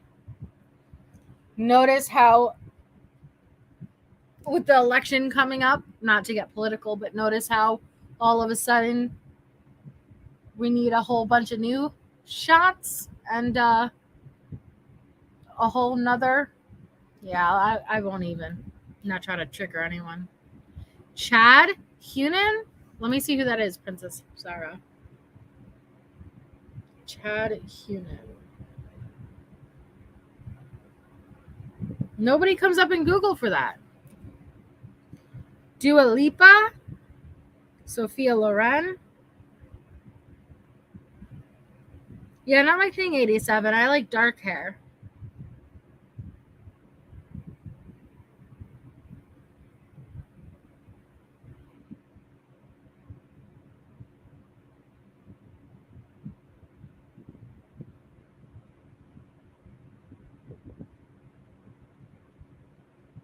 Oh, we're talking about Charlie Hunnam. Oh, okay, that's no wonder Snot Rocket popped right back in. Of course she did.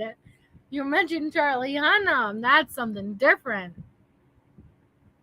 Closet portal. Oh my gosh.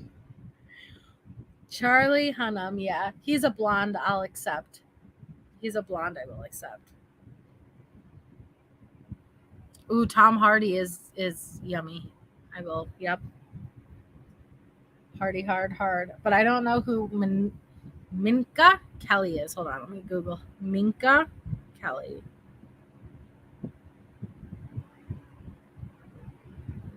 Yeah, she's pretty. Oh, Meta Mom, nothing much. We kind of went really far off from the Kohberger stuff and went into celebrity crushes. Don't ask why. The Rock is not hot for me. I would take a dad bod any day over extreme muscles like that.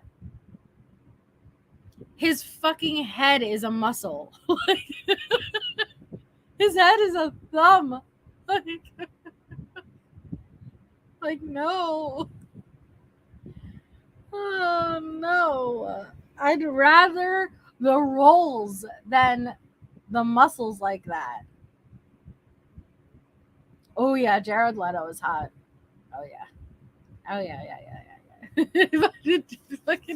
He looks like a thumb. Like his head looks like a thumb. Fucking The Rock. Yeah, give me a dad bod and a nice fucking beard, and we are good to go.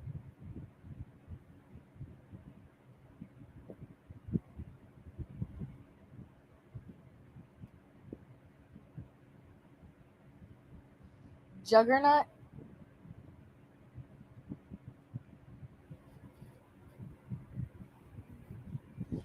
Is a creeper. He is Gen P? Well, now you just destroyed me. Yeah, Sons of Anarchy. You are the sexy wild thing, Claus.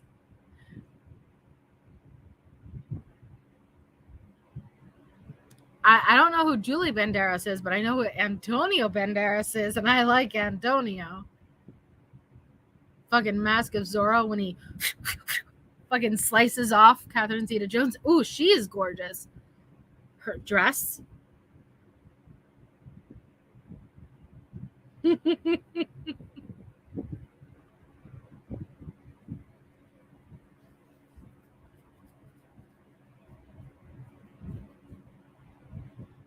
I didn't know that, Jen. Now I'm going to be looking that up. I'm so upset.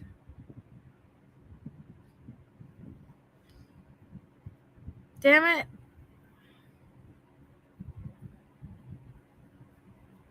Did that come out recently? Okay, Shay. Oh, yeah, she's pretty.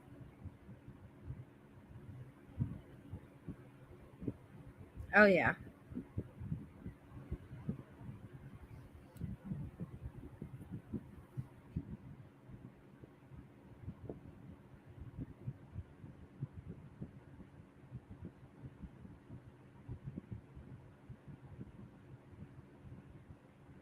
So how many of you guys are going to want to follow the OnlyFans model's trial?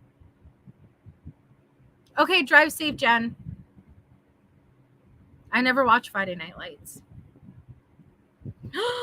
Really? Claus? How'd you never tell me that before?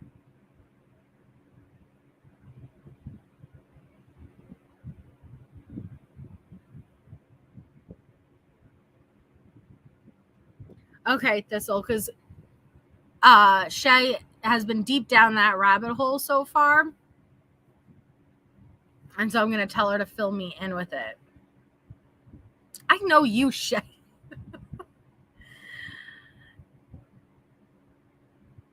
You do, K-Braze? Yeah, I'm gonna catch up with it. When is it supposed to start?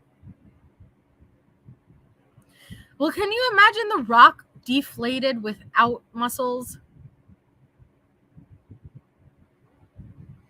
Just like let the air out of him.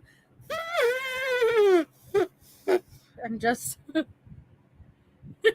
would just be so loose.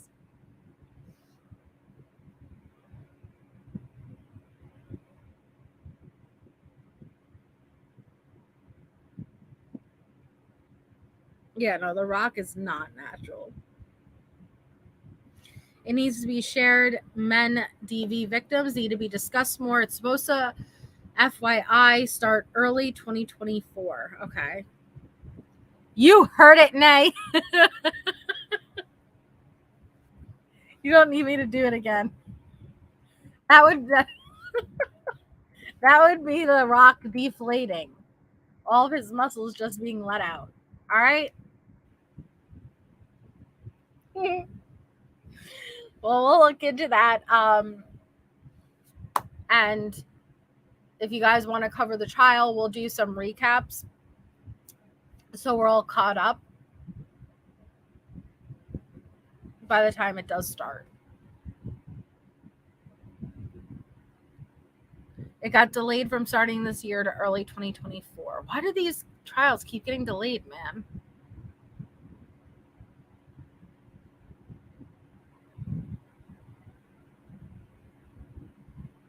I don't know. But all right, guys, I'm gonna hop off for tonight, but I will be on tomorrow. I'm gonna do another live on Delphi. I don't know if that's gonna be tomorrow or the day after. I'll figure that out. But I appreciate you all so much for being here. Thank you so much.